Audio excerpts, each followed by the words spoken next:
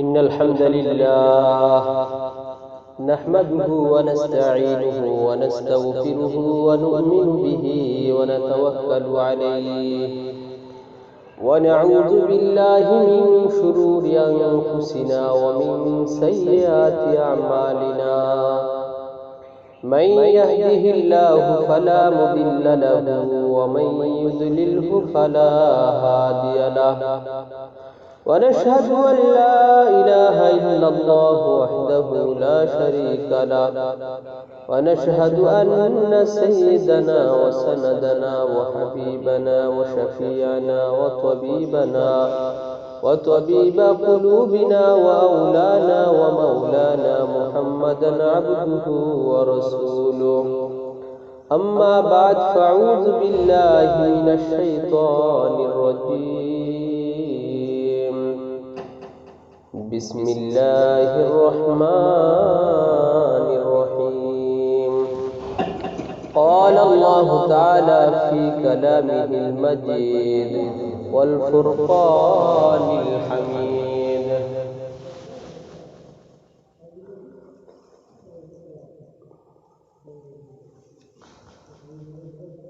واجتنبوا قول الزور وقال الصادق المصدوق صلى الله عليه وسلم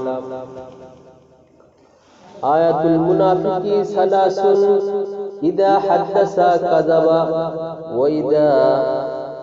وإذا وعد أخلف وإذا اؤتمن خان أو كما قال عليه الصلاة والسلام وقال تعالى في شأن حبيبه ومحبوبه إن الله وملائكته يصلون على النبي يا أيها الذين آمنوا صلوا عليه وسلموا تسليما شكر محمد اللهم صل على محمد وعلى آل محمد كما صليت على إبراهيم وعلى آل إبراهيم إنك حميد مجيد اللهم بارك على محمد وعلى آل محمد كما باركت على إبراهيم وعلى آل إبراهيم إنك حميد مجيد اللهم بارك على محمد وعلى آل محمد كما باركت على إبراهيم وعلى آل إبراهيم إنك حميد مجيد بلغ العلا بكماله كشف الدجى بجماله حسنت جميع خصاله صلوا عليه وآله معزز حاضرین আল্লাহ সুবহানাহু ওয়া তাআলার দরবারে লাখ লাখ শুকরিয়া যে মহান রব্বুল আলামিন আমাদেরকে তার মহান হুকুম আদায় করার জন্য একত্রিত হওয়ার তৌফিক ইনায়াত করেছেন। এই জন্য সকলে অন্তরস্থল থেকে শুকরিয়া তান বলি আলহামদুলিল্লাহ।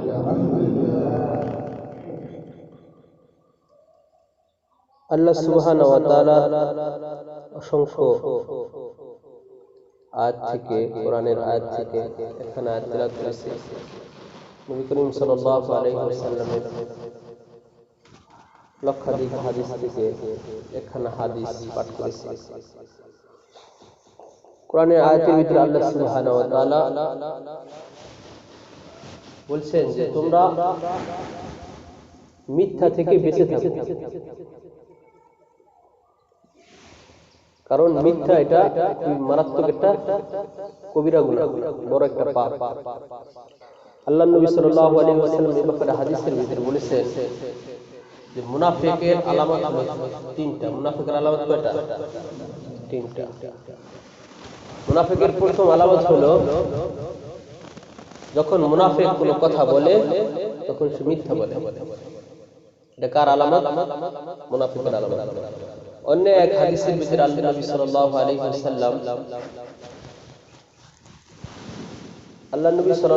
ওয়াসাল্লাম একদা কোন এক স্থানে হেলান দেয়া শুয়েছিলেন, এক লাগায় শুয়েছিলেন। সাহাবায়ে কেরাম জিজ্ঞাসা করছে, ইয়া রাসূলুল্লাহ, গুনার ভিতরে সবচেয়ে বড় গুনাহ কোনটা? সাহাবায়ে কেরাম জিজ্ঞাসা করছে, গুনার ভিতরে সবচেয়ে বড় গুনাহ কোনটা? আল্লাহ নবী সাল্লাল্লাহু আলাইহি ওয়াসাল্লাম বলেছেন আল ইশরাকু বিল্লাহ, গুনাহের মধ্যে সবচেয়ে বড় গুনাহ হলো আল্লাহর সাথে কাউকে শরীক স্থাপন করা। আল্লাহর সাথে কাউকে শরীক স্থাপন করা এটা হলো সবচেয়ে বড় গুনাহ। এরপরে কি উকুকুল ওয়ালিদাইন, পিতামাতার অবাধ্য আচরণ করা। পিতামাতার কি করা? অবাধ্য আচরণ করা, এটা হলো দ্বিতীয় নাম্বার বড় গুনাহ। তৃতীয় নম্বরে আল্লাহ নবী সাল্লাল্লাহু আলাইহি ওয়াসাল্লাম বলেছেন শাহাদাতু যুর, মিথ্যা সাক্ষী দেওয়া। মিথ্যা সাক্ষী দেওয়া এটা হলো সবচেয়ে বড় গুনাহ। তাহলে মিথ্যা কথা বলা, মিথ্যা সাক্ষী দেওয়া এগুলো কি অনেক বড় গুনাহ, এবং সাথে সাথে কিসের আলামত? মুনাফিকের আলামত। তো এই সম্পর্কে আল্লাহ সুবহানাহু ওয়া তাআলা যদি তৌফিক দান করেন তাহলে কিছু আলোচনা করব। মিথ্যা, এক হাদিসে বলছে মিথ্যা এটা কি মুনাফিকের আলামত। অন্য এক riwayতের ভিতরে বলছে ওয়া ইন সামা ওয়া সাল্লা ওয়া আন্নাহু জামা মুসলিম, যদিও মুনাফিক কি করে? নামাজ পড়ে, রোজা রাখে এবং সে ধারণা করে মুসলিম, কিন্তু প্রকৃতপক্ষে সে কি নয়? মুসলমান নয়।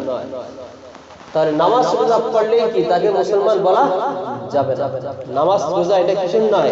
এটা মুসলমানের পরিপূর্ণ আলামত নয়। শুধু নামাজ রোজার মাধ্যমে জান্নাতে যাওয়া সম্ভব না। শুধু নামাজ রোজার মাধ্যমে কি করা যাবে না? জান্নাতে যাওয়া যাবে না। নামাজ রোজার সাথে সাথে আল্লাহ সুবহানাহু ওয়া তাআলা যে কথাগুলো বর্জন করার কথা বলছেন এগুলো বর্জন করতে হবে। যেগুলো বর্জন করার কথা বলছেন সেগুলো কি করতে হবে? বর্জন করতে হবে। যেগুলো নির্দেশ করেছেন সেগুলো পালন করতে হবে। এগুলো সব কি বান্দার হক, এগুলো সব কি ইবাদত বন্দেগী, নামাজ রোজা এগুলো সব হুকুকুল্লাহ, এগুলো সব কি আল্লাহর হক। এগুলো ছাড়া লেনদেন জাতীয় যত বিষয় আছে এগুলো সব কিসের হক? বান্দার হক। তো বান্দার হক সবচেয়ে বেশি খুশি। যেন আমরা যে মিথ্যা কথা বলি এটা মারাত্মক একটা গুনাহ। আমানতের খেয়ানত করি, এটা বান্দার হক নষ্ট করে। মিথ্যা কথা বলার মাধ্যমে বান্দার হক নষ্ট হয়। ওয়াদার বরখলাফ করার মাধ্যমে কার হক নষ্ট করা হয়? বান্দার হক নষ্ট করা হয়। জন্য এই মিথ্যা মারাত্মক পর্যায়ের গুনাহ, এই গুনাহ থেকে আমাদের বেঁচে থাকতে হবে। কিন্তু আজকাল আমরা এই মিথ্যাকে আমরা কোনো গুনাহ মনে করি না। আজকাল এই মিথ্যাকে আমরা কি মনে করি না? কোনো গুনাহ মনে করি না। আল্লামা তাকি উসমানী দামাত বারকাতুহু উনি ওনার কিতাবের মধ্যে লেখেন যে এক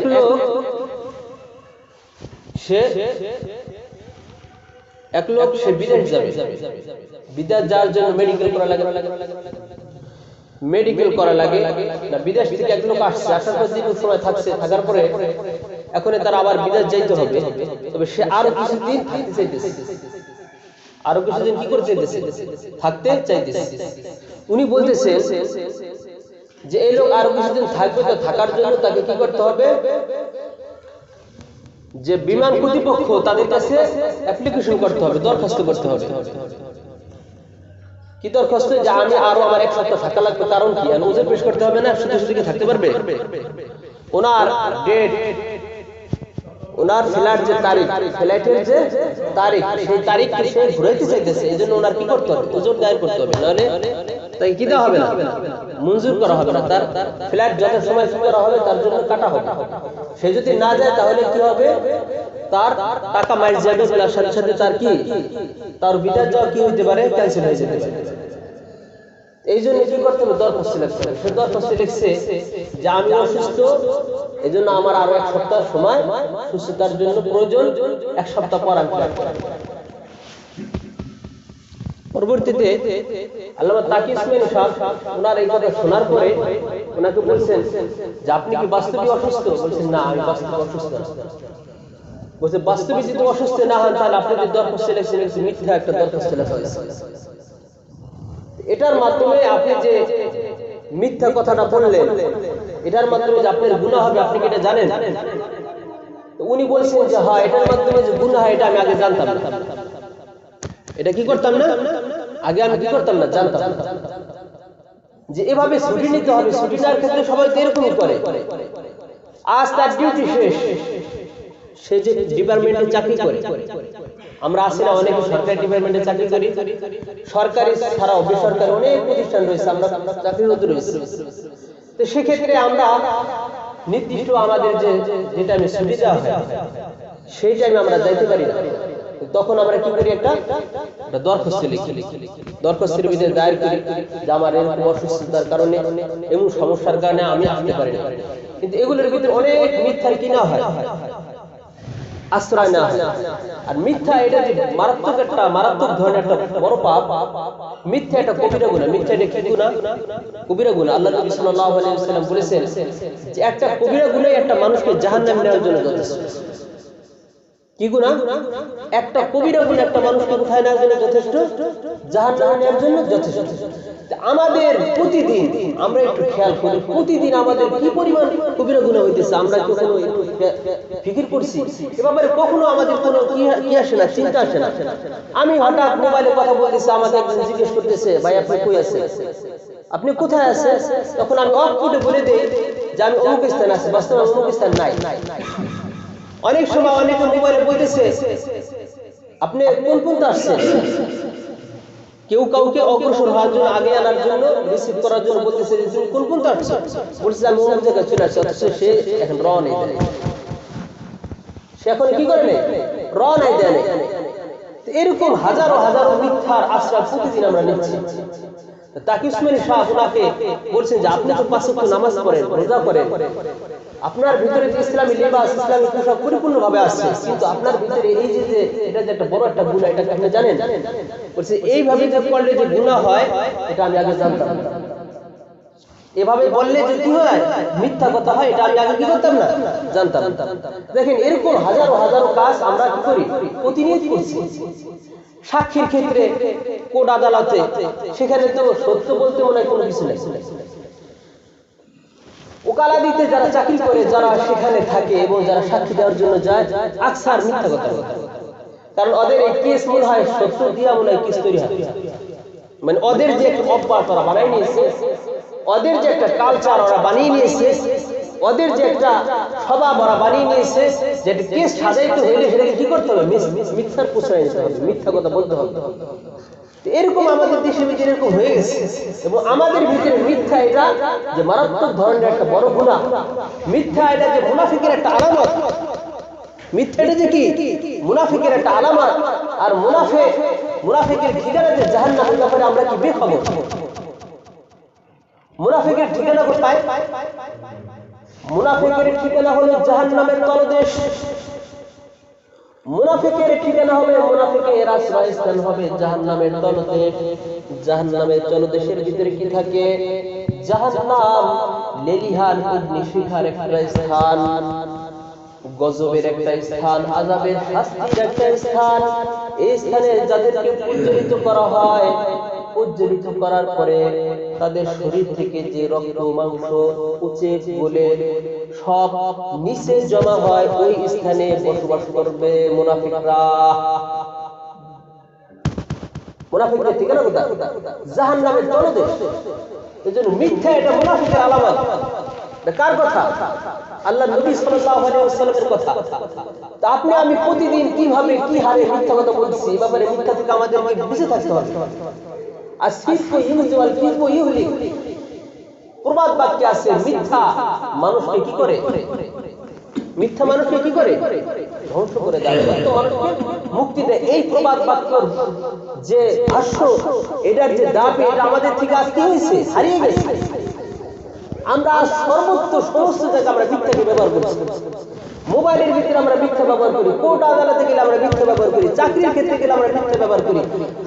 প্রতিনিয়ত আমরা মিথ্যা সাক্ষী দিচ্ছি, মিথ্যা কথা বলছি, মিথ্যা এরকম ভাবে অহরহ মিথ্যাকে আমাদের দৈনন্দিন একটা কাজকে আমরা বানিয়ে নিয়েছি, দৈনন্দিন আমাদের একটা কথা বানিয়ে নিয়েছি। এটা যে আমাদের একটা কথা, এটা যে মারাত্মক ধরনের একটা কবিরা গুনাহ, এটা আমরা ভুলে গেছি। এটা যে মারাত্মক ধরনের একটা কি গুনাহ, কবিরা গুনাহ, এটা আমরা ভুলে গেছি। স্ত্রীর কাছে গেলে কোথায় ছিলেন এতক্ষণ, বলে আমি অমুক জায়গায় ছিলাম, আসলে অমুক জায়গায় ছিল না। কেউ বললে ভাই আপনি কই ছিলেন, নামাজ আসেন না কেন, যে আমি এরকম সমস্যা নেই, আসলে বাস্তবে সে এরকম সমস্যা ছিল না, সে বাস্তবে কি ছিল না, এরকম সমস্যা ছিল না, কিন্তু অকপটে সে মিথ্যা কথা বলে দিয়েছে। অকপটে সে কি করতেছে? মিথ্যা কথা বলতেছে। আজ কেন প্রতিষ্ঠানে আসলে খোলার তারিখ আছে, কেন উপস্থিত হলে? যে আমার পেটে ব্যথা ছিল। বাস্তবে কোনো পেটে ব্যথা কিছুই ছিল না। বাস্তবে কি ছিল না? পেটে ব্যথা বলতে কিছুই ছিল না। এইভাবে আমরা প্রতিনিয়ত মিথ্যার আশ্রয় নিচ্ছি। মিথ্যার যে মারাত্মক ধরনের একটা কবিরা গুণ, এটা আমি কি বলেছি? ভুলে গেছি। আল্লাহ সুবহানাহু ওয়া তাআলা বলছেন, যে ওয়াজিতানিবু কওলা যুর, তোমরা মিথ্যা কথা থেকে কি থাকো? বেঁচে থাকো। মিথ্যার আশ্রয় নিও না। মিথ্যা এটা মারাত্মক ধরনের কবিরা গুনাহ। মিথ্যা এটা কি গুনাহ? মারাত্মক ধরনের কবিরা গুনাহ। আল্লাহর নবী সাল্লাল্লাহু আলাইহি ওয়াসাল্লামের সাথে দেখেন, মিথ্যা যে শুধু ইসলামের ভিতরে কবিরা গুনাহ বিচার এরকম না। মিথ্যা অন্য যারা ধর্মাবলম্বী ছিল আইয়ামে জাহিলিয়াতের যুগে, বর্তমান কিন্তু তাদের কাছে মিথ্যাটা মারাত্মক ধরনের অপরাধ ছিল। তারা মিথ্যা কথা বলতো না, কিন্তু আমরা মুসলমান হইয়া অকাতরে, আমরা মুসলমান হয়েও কি করি? আমরা অকপটে ইচ্ছায় অনিচ্ছায় সর্বদা মিথ্যার প্রচলন করে মিথ্যা কথা বলতে। আল্লাহর নবী সাল্লাল্লাহু আলাইহি ওয়াসাল্লামের যুগে আল্লাহর নবী সাল্লাল্লাহু আলাইহি ওয়াসাল্লামের সবচেয়ে একটা বড় শত্রু ছিল আবু জাহেল। সবচেয়ে বড় এক শত্রু ছিল আবু জাহেল। আবু জাহেল ইসলামকে বিধ্বংস করার জন্য, ইসলামকে শেষ করার জন্য সর্বদাই লেগে থাকতো। আবু জাহেল যখন বদরের যুদ্ধে নিহত হয়, এরপরে কাফেরদের নেতৃত্ব দেয় কে? এরপরে কাফেরদের নেতৃত্ব দেয় কে জানেন আপনারা? আবু সুফিয়ান। এরপরে কাফেরদের নেতৃত্ব দেয় আবু সুফিয়ান। আবু সুফিয়ান অনেক বড় একজন পলিটিশিয়ান ব্যক্তি ছিলেন, কিন্তু পরবর্তীতে আল্লাহ সুবহানাহু ওয়া তাআলা ওনাকে ইসলামের ছায়াতলে আসার সুযোগ করে দিয়েছেন। ওনাকে ইসলামের ছায়াতলে মক্কা বিজয়ের 8 লগ্নে, মক্কা বিজয়ের পূর্বে আল্লাহ সুবহানাহু ওয়া তাআলা এই ব্যক্তিকে ইসলামের জন্য কবুল করে নিয়েছিলেন। এই ব্যক্তি কি হইতে পারে? ইসলামের ছায়াতলে আসতে পেরেছিল। তো ওনার একটা ঘটনা, আল্লাহর নবী সাল্লাল্লাহু আলাইহি ওয়াসাল্লাম 6ষ্ঠ হিজরিতে, কত হিজরিতে? 6ষ্ঠ হিজরিতে আল্লাহর নবী সাল্লাল্লাহু আলাইহি ওয়াসাল্লামের দ্বীনের দাওয়াতকে পৌঁছার জন্য 6ষ্ঠ হিজরিতে হুদায়বিয়ার সন্ধি হয়। কি হয়? হুদায়বিয়ার সন্ধি। ইতিহাসে এই সন্ধিটা অবশ্যই হয়ে রয়েছে, কারণ এই সন্ধিটা এমন ছিল যে সন্ধির ভিতরে যত শর্তাবলী ছিল সবগুলোই মুসলমানদের পরাজয়ের শর্তাবলী ছিল। এই সন্ধি চুক্তির ভিতরে যে কোটা শর্ত ছিল, সব কোটা শর্তই মুসলমানদের জন্য শোচনীয় ছিল। মুসলমানদের জন্য প্রত্যেকটা শর্তই কষ্টদায়ক ছিল, কিন্তু তা সত্ত্বেও আল্লাহর নবী সাল্লাল্লাহু আলাইহি ওয়াসাল্লাম এই শর্তগুলোকে পরিপূর্ণভাবে মেনে নিয়েছিলেন। কেন? ইসলামের বিজয়ের জন্য। কারণ মক্কার কাফেরদের সাথে আর মুসলমানদের সাথে মদিনার সাহাবায়ে کرام, নবী করিম সাল্লাল্লাহু আলাইহি ওয়াসাল্লাম ওনাদের সাথে কাফেরদের প্রতিনিয়ত যুদ্ধ হচ্ছিল, একের পর এক যুদ্ধ বিগ্রহ, এবং ওনাদের কারণে মক্কার আশেপাশের, আরবের আশেপাশের গোত্রগুলো সর্বদা কি থাকতো? যুদ্ধের ত্রস্ত থাকতো, শঙ্কিত থাকতো, সর্বদাই তারা আতঙ্কে থাকতো, কখন কার সাথে যুদ্ধ লাগে আর কার প্রাণ হারায়, এই ব্যাপারে সকলে কি থাকতো? আতঙ্কে থাকতো। এর জন্য কেউ অবাধে কোনো স্থানে চলাফেরা করতে পারতো না। এবং কাফেররা বিভিন্ন ছড়ানো ছিটানো বিক্ষিপ্ত গোত্রের ভিতরে যে সকল কাফেররা বসবাস করতো, তারাও ইসলাম গ্রহণের সুযোগ পাইত। কিন্তু আল্লাহ সুবহানাহু ওয়া তাআলা এই হুদায়বিয়ার সন্ধির মাধ্যমে সকল গোত্রের সাথে, বহিরাগত রাষ্ট্রনায়কদের সাথে, বাদশাদের সাথে যোগ সাজসের একটা সিস্টেম করে দেন, একটা সুযোগ করে দেন। এটা হলো হুদায়বিয়ার সন্ধি। হুদায়বিয়ার সন্ধির ভিতরে 10 বছরের চুক্তি ছিল। এই 10 বছরের ভিতরে কাফেরদের এবং মুসলমানদের সাথে কোনো যুদ্ধ বিগ্রহ হবে না, কিন্তু শর্ত ছিল, এই শর্ত সাপেক্ষে। এই শর্তের উপরে, এই শর্তগুলো যদিও মুসলমানদের বিপক্ষে ছিল, কিন্তু এটার মাধ্যমে ইসলামের বিশাল বড় জয় হয়েছে, মুসলমানদের বিশাল বড় লাভ হয়েছে। কি লাভ? এই সন্ধি চুক্তির পরে আল্লাহর নবী সাল্লাল্লাহু আলাইহি ওয়াসাল্লাম পৃথিবীর বিভিন্ন প্রান্তরে যে সকল রাজা বাদশা ছিল তাদেরকে ইসলামের দাওয়াত দিয়ে সাহাবায়ে কেরামদেরকে প্রেরণ করেছিলেন। তাদের ভিতরে অন্যতম এক বাদশা ছিল রোম সম্রাট, তার নাম ছিল হিরাক্লিয়াস। সে পূর্ব ধর্মের ঈসা আলাইহিস সালামের ধর্মের অনুসারী ছিল। তার কাছে আল্লাহর নবী সাল্লাল্লাহু আলাইহি ওয়াসাল্লামের দ্বীনের দাওয়াত দিয়া পত্র প্রেরণ করেন, ইসলামের দাওয়াত দিয়া তাকে পত্র প্রেরণ করেন। যখন তার কাছে পত্র প্রেরণ করা হয় তখন সে পত্রকে ছেড়ে না। পত্র পাওয়ার পরে উপস্থিত তার মান্যবর যে সভাসদ ছিল, উজির নাদির ছিল, তাদেরকে সম্বোধন করে বলছেন, তাদেরকে লক্ষ্য করে বলছেন, এই যে লোকের পক্ষ থেকে আমার কাছে নবী হওয়ার দাওয়াত আসছে, আমাকে ইসলাম গ্রহণের জন্য যে আহ্বান করা হচ্ছে, ওই নবী যে দেশে থাকে ওই দেশের যদি কোনো লোককে তোমরা পাও আমার কাছ থেকে ধরে নিয়ে আসো, আমার দরবারে তোমরা তাকে নিয়ে আসবা। পরবর্তীতে আবু সুফিয়ানের ব্যবসায়ী বেশি একবার সিরিয়া যাওয়ার প্রয়োজন হয়েছে, সিরিয়ায় গিয়েছে। সিরিয়াতে যখন সে গিয়েছে তার সাথে যখন হিরাক্লিসের লোকদের যখন সাক্ষাৎ পেয়েছে, রোম সম্রাটের লোকদের যখন সাক্ষাৎ পেয়েছে, সাক্ষাৎ হওয়ার পরে আবু সুফিয়ানকে তারা নিয়ে গেছে তার কাছে। আবু সুফিয়ানকে হিরাক্লিসের দরবারে যখন নেওয়া হয়েছে, আল্লাহর নবী সাল্লাল্লাহু আলাইহি ওয়াসাল্লামের সম্পর্কে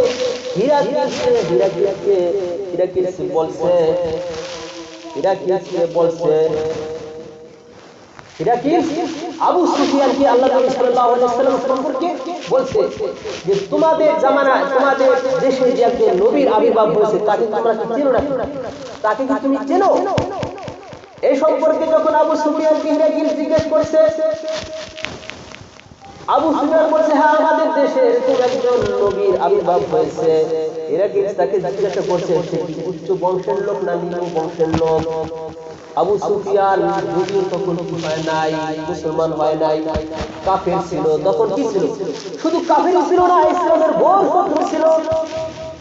এই আবু সুফিয়ানের নেতৃত্বে উহুদের যুদ্ধ হয়েছে। উহুদের যুদ্ধে মুসলমানদের ভুলের কারণে মুসলমানদের সাময়িকভাবে পরাজয় বরণ করতে হয়েছিল।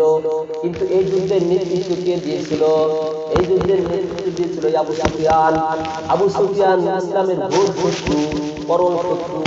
তার সত্ত্বেও যখন তাকে জিজ্ঞাসা করছে আল্লাহর নবী সাল্লাল্লাহু আলাইহি ওয়াসাল্লাম কোন বংশ ছিল, আবু সুফিয়ান সাথে সাথে উত্তর দিয়েছে তিনি উচ্চ বংশের লোক, আরবের ভিতরে সবচেয়ে শ্রেষ্ঠ বংশের লোক এই নবী মুহাম্মদ সাল্লাল্লাহু আলাইহি ওয়াসাল্লাম। সবচেয়ে উচ্চ বংশের লোক হলো নবী মুহাম্মদ সাল্লাল্লাহু আলাইহি ওয়াসাল্লাম। এরপরে তাকে জিজ্ঞাসা করছে, আচ্ছা তার কাছে যারা ইসলাম গ্রহণে ধন্য হয়েছে, ইসলাম ধর্মে যারা শিক্ষিত হচ্ছে, এরা কোন পর্যায়ের লোক? এরা কি উচ্চ পদস্থ লোক না নিম্ন পদস্থ লোক? তখন সে বলছে তারা নিম্ন পদস্থ লোক বেশি। তখন হিরাক্লিস বলছে, হ্যাঁ। হিরাক্লিস প্রথম তার প্রশ্নের উত্তরে বলছে, তার কাছে যে কথা শ্রবণ করছে এরপরে সে বলছে, হ্যাঁ নবীরা সবসময় কি হয়? উচ্চ বংশের লোক হয়। নবীরা কিভাবে লোক হয়? উচ্চ বংশের লোক হয়। এরপরে তার কথা শুনে বলছে, হ্যাঁ নবীদের কাছে প্রাথমিক পর্যায়ে যারা ইসলাম গ্রহণ করে তারাই কি হয়? নিম্ন পদস্থ লোক। কারণ যারা উচ্চ পদস্থ তারা তো হয় অহংকারী। তারা কি হয়? অহংকারী হয়। আর অহংকারীদেরকে কপালে তো হিদায়াত জুটলো কম, তাদের সংখ্যা কি? খুব কম। এরপরে হিরাক্লিস জিজ্ঞাসা করছে তাদের সাথে তোমাদের কি কোনো যুদ্ধ হয়েছে কিনা? বলছে হ্যাঁ আমাদের সাথে তাদের যুদ্ধ হয়েছে। বলছে যুদ্ধে কারা বিজয় হয়েছে? তখন আবু সুফিয়ান বলছে আমি তখন কাফের ছিলাম, আমার মনে চাইছিল আমি কি বলি তার কাছে মিথ্যা কথা বলি, কিন্তু আমার মনে সাড়া দিয়েছে না, তার সাথে মুহাম্মদ সাল্লাল্লাহু আলাইহি ওয়াসাল্লামের সাথে যদিও আমার যুদ্ধ বুঝলো কিন্তু আমার মুখ থেকে আমি মিথ্যা কথা বলতে পারি। এটা কার কথা? আবু সুফিয়ান যখন কাফির ছিল তার কথা। দেখেন একজন কাফিরের কথা কি মিথ্যা কথা বলা যায়? মিথ্যা কথা। যে মুহাম্মদ সাল্লাল্লাহু আলাইহি ওয়াসাল্লামের সাথীরা তার সবচেয়ে পরম শত্রু ছিল তৎকালীন সময়ে, যখন সে কাফির হয় নাই, তা হওয়া সত্ত্বেও যখন তার কাছে নবী সাল্লাল্লাহু আলাইহি ওয়াসাল্লাম সম্পর্কে সে জানতে চেয়েছিল, প্রত্যেকটা প্রশ্নের উত্তর সে ঠিকঠাক দিয়েছিল। বলছে হ্যাঁ তাদের সাথে আমাদের যুদ্ধ হয়, তারাও কখনো বিজয় হয় আবার কখনো আমরাও বিজয় হই। কিভাবে বলছিল? তাদের সাথে যুদ্ধ হয়ে গেছে, বদরের যুদ্ধে হয়েছে, উহুদের যুদ্ধ হয়েছে, খন্দকের যুদ্ধ হয়েছে, এরকম বেশ কয়েকটা যুদ্ধ হয়েছে। এই যুদ্ধগুলোর মধ্যে সবচেয়ে বেশি জয় হয়েছে কারা? মুসলমান। স্বামীভাবে উহুদের যুদ্ধে মুসলমানদের কিছুটা পরাজয় হয়েছে, কিন্তু ওটাকে পরিপূর্ণভাবে পরাজয় বরণ করা বলা যায় চলে না। সাময়িকভাবে কি হয়েছে, মুসলমানদের কিছুটা কি হয়েছে, পরাজয় হয়েছে, কিন্তু অন্যান্য সকল ক্ষেত্রে মুসলমানদের কি হয়েছে, বিজয় হয়েছে। এই জন্য সে ওইভাবে বলে না, কারণ সে যদি একেবারে বলে যে আমরা পরাজিত হয়েছি তাহলে তাদের আত্মহত্যা। এই জন্য সে বলছে হ্যাঁ, কিছু কিছু যুদ্ধে তাদেরও বিজয় হয়, কিছু কিছু যুদ্ধে আমাদেরও কি হয়, বিজয় হয়। তখন সে বলছে, যখন সে ইসলাম গ্রহণ করছে তখন সে বলছে ওই সময় আমার মনে চেয়েছিল আমি মিথ্যা কথা বলি, আমি যদি তখন তার সম্পর্কে মিথ্যা কথা বলি, যদি বলতাম, বলতে মন চেয়েছিল কিন্তু আমি বলি নাই। কেন বলি নাই? যে আমি মিথ্যা কথা বলাটাকে মারাত্মক ধরনের অপরাধ মনে করতাম। আমি যে কথা বলতে চেয়েছি যে একজন কাফিরের ভাষা এরকম যে মিথ্যা কথা বলা আমার পক্ষে সম্ভব নয়, কিন্তু আমরা মুসলমান হয়ে কিভাবে অকাতরে অকপটে সারাক্ষণ একের পর এক মিথ্যা কথা বলবো। মিথ্যা এটা যে বড় একটা কবিরা গুণ, এটা আমরা ভুলেই গেছি। আমরা প্রতিনিয়ত সর্বদাই মিথ্যা কথা বলতে থাকি। আমরা সর্বদাই কি করি, মিথ্যা কথা বলতে থাকি। এজন্য মিথ্যা কথা থেকে আমাদের বেঁচে থাকতে হবে। তবে মিথ্যা এটা কোন কোন ক্ষেত্রে মিথ্যা কথা বলা হয়েছে, অনুমতি ইসলামে রয়েছে, তবে মিথ্যা কথা না বলাই ভালো। কোন কোন ক্ষেত্রে বলতে, যখন জীবন চলে যাওয়ার আশঙ্কা রয়েছে, আপনাকে কাফের শত্রু দল আপনাকে গ্রেফতার করেছে, আপনার জীবন বাঁচে না, আপনার জীবন রক্ষা করার প্রয়োজন, সেক্ষেত্রে যদি আপনি মিথ্যার আশ্রয় নিয়ে যদি আসতে পারেন, তবে সেক্ষেত্রেও যদি আপনি কোন ক্রমে মিথ্যা ছাড়া যদি আসতে পারেন তাহলে সেটাই ভালো। অনেক সময় এরকম ক্ষেত্রে আমাদের কি করেছে, অনেক বাহানা করেছে, কি করেছে অনেক, এটাকে শরীয়তের পরিভাষায় তাওরিয়া বলা হয়। তাওরিয়া কি, অনেক সময় একটা বিষয়ের বাহ্যিক একটা অর্থ থাকে, কিন্তু প্রকৃত ওইটার সঠিক একটা অর্থ ওই বাহ্যিক অর্থের বিপরীত হয়। এরকম অনেক ক্ষেত্রে হয়, এরকম অনেক ক্ষেত্রে কি হয়, এরকম ভাবে যদি আপনি যদি মিথ্যা কথা না বললে যদি আপনি রক্ষা পারেন তা এরকম, এটা কি, এটা বুঝুন কি, যেরকম এরকম ঘটনা আল্লাহ নবী সাল্লাল্লাহু আলাইহি ওয়াসাল্লাম থেকে ঘটেছে। আবু বকর রাদিয়াল্লাহু তাআলা আনহু আল্লাহ নবী সাল্লাল্লাহু আলাইহি ওয়াসাল্লামের সারে হেরার গুহার কি ছিলেন, সঙ্গী ছিলেন, সাওর পর্বতের কি ছিলেন, সঙ্গী ছিলেন। আল্লাহ নবী সাল্লাল্লাহু আলাইহি ওয়াসাল্লামকে উনি যখন সাওর পর্বতে যখন আল্লাহ নবী সাল্লাল্লাহু আলাইহি ওয়াসাল্লামকে নিয়ে যখন উনি অবস্থান করতেছিলেন, আল্লাহ নবী সাল্লাল্লাহু আলাইহি ওয়াসাল্লামকে লয়ে যখন উনি কি করতেছিলেন, অবস্থান করতেছিলেন, এরপরে সেখান থেকে যখন মদিনার দিকে রওনা হয়েছে, তখন একজন কাফের আবু বকর রাদিয়াল্লাহু তাআলা আনহুকে চিনে, সে আল্লাহর নবী ছিলেন। আবু বকর রাদিয়াল্লাহু তাআলা আনহুকে সে চিনে, কিন্তু আল্লাহ নবী সাল্লাল্লাহু আলাইহি ওয়াসাল্লামকে চিনে না। কিন্তু ওই সময়টা খুবই কঠিন একটা মুহূর্ত, কারণ যখন নবী করিম সাল্লাল্লাহু আলাইহি ওয়াসাল্লামকে তার ঘরে কাফেররা তাকে হত্যার জন্য তার ঘরে চতুর্দিকে যখন অবরোধ করে রেখেছিল, যখন তারা তার বাড়ি ঘেরাও করে রেখেছিল, এরপরে যখন নবী সাল্লাল্লাহু আলাইহি ওয়াসাল্লামকে তিনি ঘরে আসে কিনা সকলের দিক যখন তারা তার ঘরের ভিতরে ঢুকছেন, যায় দেখেন আলী রাদিয়াল্লাহু তাআলা ঘরের ভিতরে। এই অবস্থা যখন তারা দেখছেন, সাথে সাথে তারা বিচলিত হয়ে গেছে, আরে মুহাম্মদ সাল্লাল্লাহু আলাইহি ওয়াসাল্লাম হয়তো মদিনায় চলে গেছে। আর মুহাম্মদ সাল্লাল্লাহু আলাইহি ওয়াসাল্লাম যদি মদিনায় চলে যায় তাহলে আমাদের উপায় কেন, তাহলে তো সে মদিনাবাসী সকলকে লইয়া আমাদের বিরুদ্ধে যুদ্ধ করবে, তখন তো আমাদের জীবন রাখার একটা কারণ হতে পারে। যেভাবে হোক মুহাম্মদ সাল্লাল্লাহু আলাইহি ওয়াসাল্লাম যেন মদিনা না পৌঁছতে পারে, তাকে হত্যা করতে হবে। এই জন্য তারা চতুর্দিকে ছড়িয়ে পড়ছে। আল্লাহর নবী সাল্লাল্লাহু আলাইহি ওয়াসাল্লামকে হত্যার জন্য ঘোষণা করা হয়েছে যে আল্লাহর নবীকে হত্যা করতে পারবে অথবা আল্লাহর নবীর কল্যাণকে এনে দিতে পারে তাকে 70টা 100টা উট দেওয়া হবে, উপহার হিসেবে দেওয়া হবে। তৎকালীন সময় একটা উটের দাম এখন উটের দাম অনেক বেশি। এই ঘোষণা শোনার সাথে সাথে সমস্ত কাফেররা মদিনা পথের সকল পথকে তারা অনুসন্ধানে বেরিয়ে পড়ে। মদিনার সকল পথ তারা খোঁজাখুঁজি শুরু করে দেয়, কোন স্থানে মুহাম্মদ সাল্লাল্লাহু আলাইহি ওয়াসাল্লাম রয়েছে। ওই ভিতরে একজন লোক, সেও নবী সাল্লাল্লাহু আলাইহি ওয়াসাল্লাম এবং আবু বকর রাদিয়াল্লাহু তাআলা আনহুকে খোঁজা শুরু করছে। আবু বকর রাদিয়াল্লাহু তাআলা চিনতে পারছে, কিন্তু তার সাথে যে লোক, এই লোককে তখন দেখে না। কিন্তু সে আসছে কেন? মুহাম্মদ সাল্লাল্লাহু আলাইহি ওয়াসাল্লামকে পেয়ে একটা উট কি করবে, নিবে, উপহার করবে। সেই ভেসে তাকে কি করছে খোঁজার জন্য গেছে। আবু বকর রাদিয়াল্লাহু তাআলা এই মুহূর্তে কি করবে বিচলিত। এখন যদি মিথ্যা কথা বলেন তাহলে এটা মিথ্যা তো মারাত্মক একটা গুনাহ। উনি কি জানতেন না? উনি জানতেন। তখন উনি কি করবে? তখন উনি কি করছেন? তাওরিয়া করেছেন। কি করছেন উনি?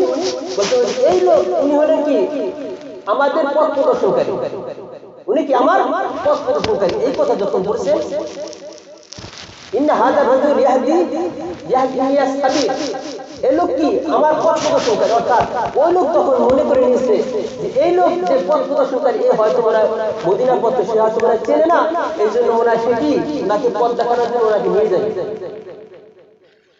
ওনাকে হয়তো পথ দেখানোর জন্য কি করবে মদিনাতে নিয়ে যাবে, এই কথা ওই লোক ভাবছে। কিন্তু আবু বকর রাদিয়াল্লাহু তাআলা অর্থাৎ আল্লাহ নবী সাল্লাল্লাহু আলাইহি ওয়াসাল্লাম তাদের পথ প্রদর্শনকারী, এটা কি মিথ্যা কথা হয়েছে? কথা বলে এটা মিথ্যা কথা হয়। বাস্তবতা মুহাম্মদ সাল্লাল্লাহু আলাইহি ওয়াসাল্লাম তাদের পথ প্রদর্শনকারী, সে বুঝে নিয়েছে কি হয়তো মদিনার পথ প্রদর্শনকারী, আর তিনি উদ্দেশ্য নিয়েছেন কি তিনি আমাদের ধর্মীয় রাহবার, তিনি আমাদের কি ইসলামের দিশা দানকারী। এইভাবে ওরা কি করছেন, এরকম অনেক ঘটনা রয়েছে। এরকম ক্ষেত্রে যখন একেবারে অপারগ হয়ে যায় তখন আমরা এরকম কি তাওরিয়া করতে পারি এটা ইসলাম কি আছে নিজে, এটা ইসলামের কি আছে বৈধতা রয়েছে। কিন্তু একেবারে অকাতরে আমাদের মিথ্যা প্রতিদিন হয়ে যাচ্ছে, এগুলো আমাদের বর্জন করতে হবে। মিথ্যা এটা মারাত্মক ধরনের কবিরা গুনাহ। আল্লাহ সুবহানাহু ওয়া তাআলা আমাদের সকলকে মিথ্যা কথা বলা ও মিথ্যা সাক্ষী দেওয়া থেকে আমাদের সকলকে হেফাজত করুন। ওয়া আখিরু দাওয়ানা আলহামদুলিল্লাহি রাব্বিল আলামিন। যারা সুন্নাত বইনে কবুল আল জুমা চাই সুন্নাত